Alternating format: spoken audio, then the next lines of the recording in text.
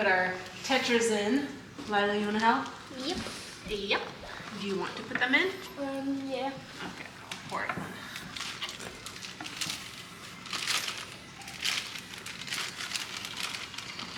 Alright, rolling? Yep.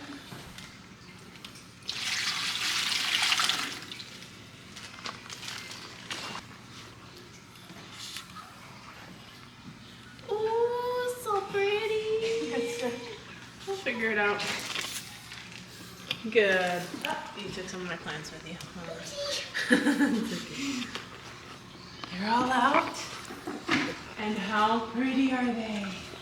They add a nice pop of color. My guppies, although have color, they kind of blend in sometimes. But the tetras, because obviously nothing in here is blue, makes them really pop. How's it going? That's what they do. Ah, go find your people. They're over there. Go find your people. One's all known. Huh? Oh, yeah. They'll find each other. Pretty. And since we're on topic, look at this plant that I got. Can you see? I need to trim it. It's starting to go sideways. So I'm going to propagate it. Trim it, replant it in the substrate because they are growing so much. I can show you guys a before and after. Maybe, but you'll have to go on that side if you're going to do a before and after. And yeah, I think it was like down up to here, like almost close to this little one. And they went crazy. Very nice. I'm still waiting for my snails. They were in our area and then they left our area and never delivered. So I'm like, oh my God, more snails are in the mail for way too long. And then what else are we getting? Shrimp. The Skittle shrimp. So they're gonna come in all different colors. That should be fun too. And then I'm thinking that that's it for this tank. I just want small fish that won't mess around with my plants. Although I do have Spotty in here. Spotty. And he named it because, see if you can spot him, which I do actually spot him a lot. If you're quiet and you don't move and you just sit with your coffee, for instance, he will come out and be on the driftwood. And as long as no one makes any like super quick movement, he'll stay there. And as long as Kai is not awake? As long as Kai's running and yelling and acting like a maniac, then he'll be out and about. It looks, I need to clean. I need to clean. You know, if anyone has any tips, because I am struggling to keep this substrate clean since I can't have a circulation fan in here. I'm so spoiled with my circulation fan, and it would keep everything clean, but I can't run it in this one because they don't do fast circulation, nor do the plants, so the fish or the plants. And I've been having to do this every other day. This is one day of skipping. And look how bad it looks. Eventually, I'm assuming, because look at all this growth coming from like further away from the plant, which is kind of cool. But I'm assuming once the substrate gets more full of plants, it's something I won't have to worry about anymore. But for now, because I just see it all the time, it's like, ah, it drives me nuts. So I will clean that up, and I'll show you guys how I do it without doing a water change, because I'm doing it every other day, and obviously you don't want to really do a water change every other day. I'm going to show you guys how I go about doing it. Do you want to tell them about the people telling you won't be able to grow plants? Yeah, a lot of people have been saying I can't grow plants in sand. Okay, I'm going to show you a clip of a play sand that is on our volleyball court in the neighborhood. That is very compact sand, so I understand why you guys think that it's going to be too compact. But like, let me show you my sand. My sand is so light, okay? Like, it moves extremely easy. They're bigger particles, so even when it's dry, it just moves around like crazy. So people are telling you. So yeah, sand, your substrate does matter, and if it is like that really heavy, compact clay sand, it might struggle a bit more. So I've been getting a lot of people telling me that they're gonna die, or they're gonna die, and guess what? They're not dying, and I'm getting new growth constantly. Now, I'm not saying not to do it. Like, if you want to put soil, go for it. Will it be beneficial? Sure, yeah, of course. Will CO2 be beneficial? Yeah, for sure. Do I feel confident enough to get into CO2? Not right now, maybe in the future. I'm using liquid CO2, which seems to be working fine. I mean, hell, I gotta trim those plants because they're curving. You know, so everything is growing. It's just the naysayers that like to It's only one way. It's only one way. You can do it in sand. And my thing is, I went for easy care plants. So I would read the description. If it said recommend CO2 or needs CO2, I wouldn't go for them. I went for really easy stuff that should just grow without having to do much. And it's been a success. I get a little bit of melting. These guys are melting a bit. I'm not concerned because one did come up and I saw it rooted because these were just cut.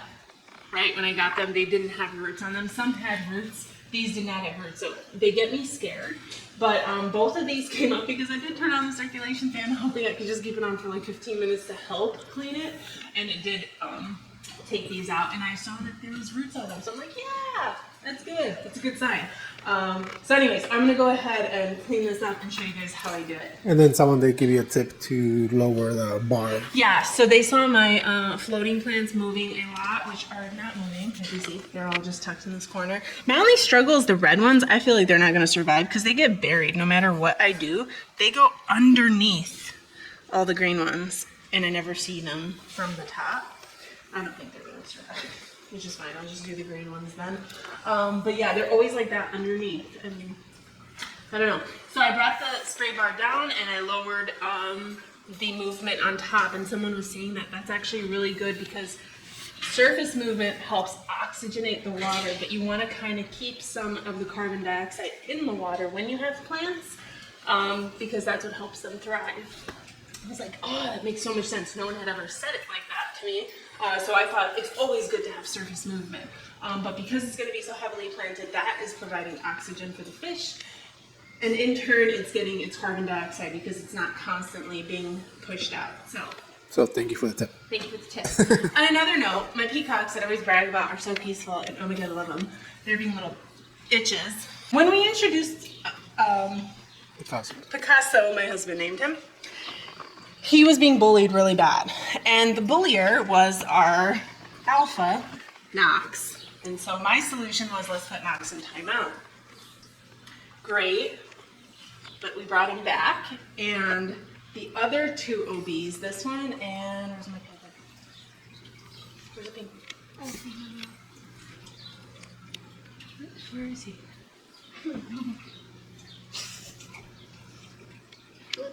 Oh my god. Is he getting bullied? Oh. This is like never ending now. Picasso, what have you done? Are you okay, dude? What's going on? Yeah, he's hiding really bad. Do I need to take you out? Put him with the other guy.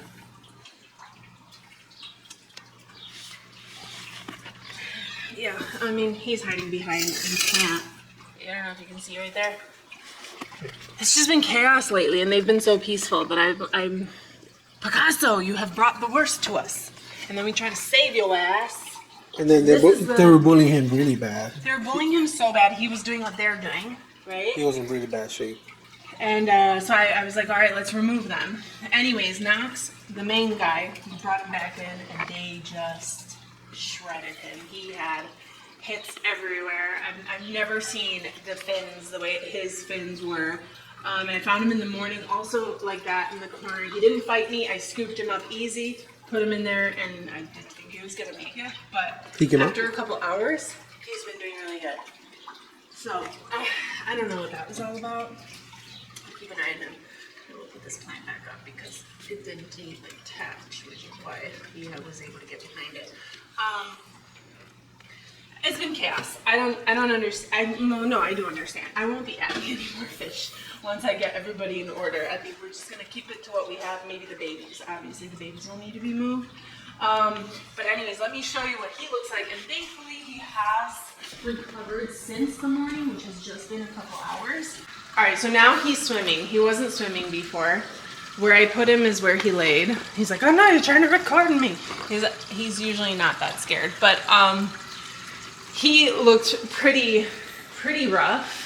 So he's gonna stay in here until I'm 100% sure he's recovered and he's swimming normally and he's less hiding and his back fins were pretty bad too, no? They were really bad.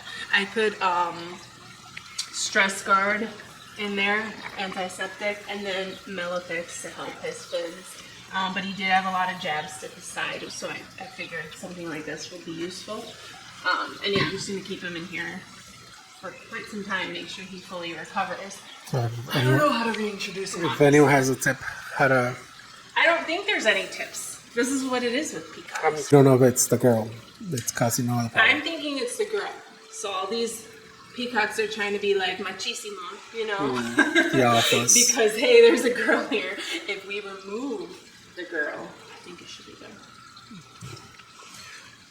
I think that'll bring order. I don't know. There, he's up there. See? He's not bad. He's not bad at all. He was bad this morning. I honestly thought we were going to lose him. He was sideways. He was on his side, up. And the last time I saw a peacock like that, it did not make it. What happened There's there? a reason Such you're an alpha. You're alpha, right? You got some fight in you? Don't worry, you're safe. You're safe for a while. Okay, so pros and cons to using this. Mostly pros, one con. And the con is that when you want to turn it off, most of the stuff that you've sucked in and is being held in here falls down. And then you're like, oh shit. And all that work goes to waste. But I figured out how to do it where that doesn't happen. It's not the most ideal way to do it, but It works. it works, yeah. You told me about it, right? Yeah. Yeah, it works. Alrighty. So instead of taking water out, this guy here will filter out the water, and all the poop and junk stays trapped. I'm missing something in there. But you see how once you turn it off, most of it falls. Some stays. Where's my... It fell in here. Okay. I was like, I'm missing something.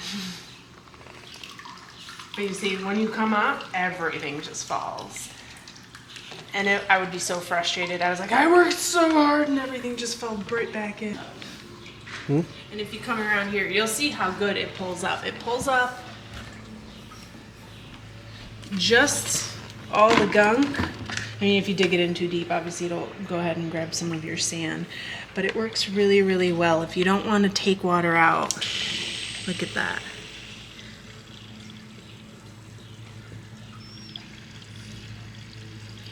And it's so satisfying. It just sucks that it happens again right away. I got little shitters is what I like to call them. And yeah, I haven't fed them since I moved them in here because of how much there is to eat. And they're so full. Yeah, they're gonna pop. But you see, you don't have to worry about it pulling your plants up. It'll just pull all the stuff around it, which is really nice. I was so worried it was gonna pull everything up.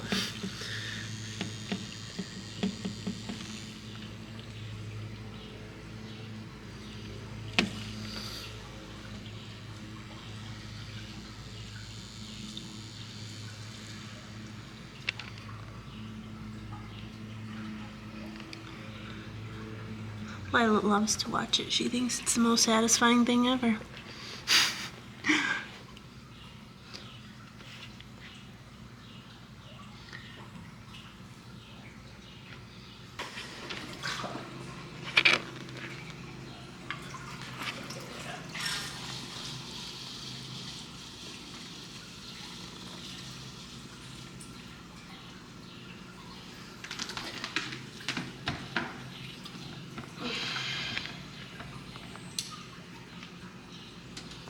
And this is the other side. All that would have been back into my tank.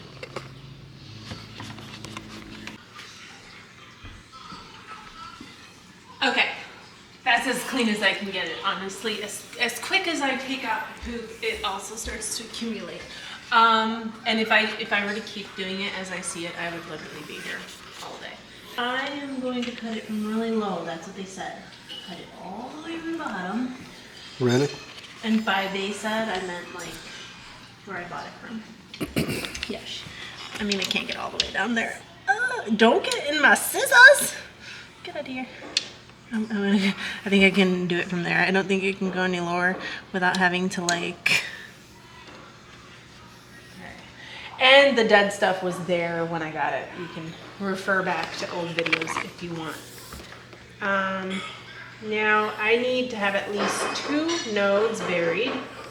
Obviously I'm not going to keep it this long because I want to get rid of all the dead shit. So maybe here cut it? Yeah.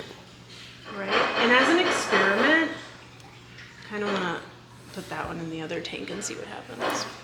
Well, I mean, because there's nodes, so it should work. Okay, then I need to remove all. That's good. Here's what it looks like. Looks good, right? Yeah. All right. And you want to maintain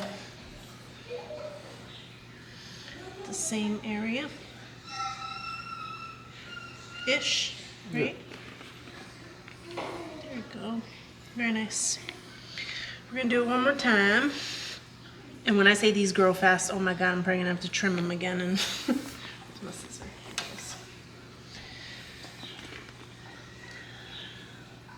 Where are you? This is you.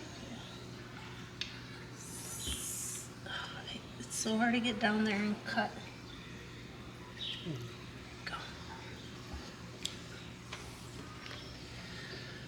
Alright, I'm gonna cut off all that leggy stuff, but again, I'm going to experiment and like put this in my 29 gallon where I experiment with everything. Now, I just got this guy floating up here. Are you happy? Yeah. Alright. We're just gonna make a wall of it behind her. I think so.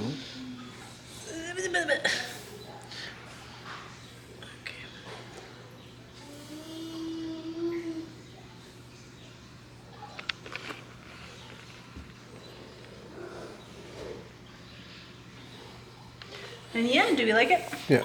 It'll grow fast quickly. I want to see what's going to happen now that I cut those areas. Will there be new things growing out or no? We will see. But I don't see why not. Honestly, maybe I should just do it. What if as long as 2 nodes are buried in the sand, you know, kind of as an experiment. Yeah. Put in the middle. Yeah. And see what's gonna. It's because my hand doesn't fit with the driftwood there. You know, we don't know what's gonna happen, but I'm thinking something's gonna grow out of there. It has to. All right, let's see from this side. It's gonna look so good when that area is just full with those. You know. I mean, they're kind of short right now, but honestly, like, if I show you guys the photos of how quick they grew, it was insane. I think it was about this tall when I first brought it in, and then it, like, just went nuts. Boom! Done. There's a little bit of maintenance on the 55 gallon. Honestly, this is my biggest maintenance tank. I never do anything here.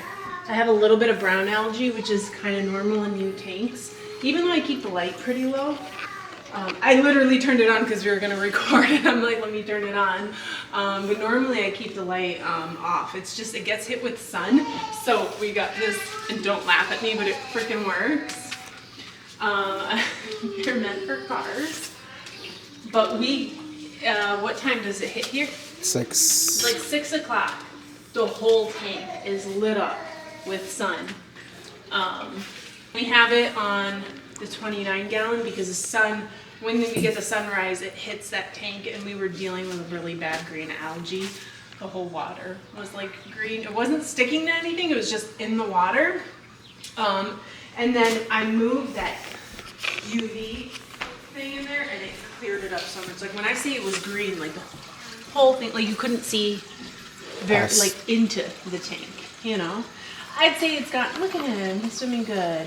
I mean, you're running away from us, but he wasn't even doing that much when I scooped him out of there. He just didn't care. He's like, take me, take me. So yeah, it's cleared up a lot. It still has probably another day or two before it fully clears it. And so we have them for this. You pop them on at night, right? If you remember. And it kind of helps shield out that crazy sun we get in the morning with these big old windows. So good tip. I mean, if you guys had something better, this stuff bugs me, but it is what it is. And I like that it sticks on its own, and I don't have to worry about anything being stuck stuck on my tank. We're gonna end the video here, but we're gonna end it here because this tank looks so pretty. I'm just gonna stand in front of it. We're gonna end the video here. If you enjoyed it, hashtag love it so I know you loved it. Be sure to be subscribed, hit the little bell by the subscribe button so you're notified every time you post a video. And until next time, bye y'all.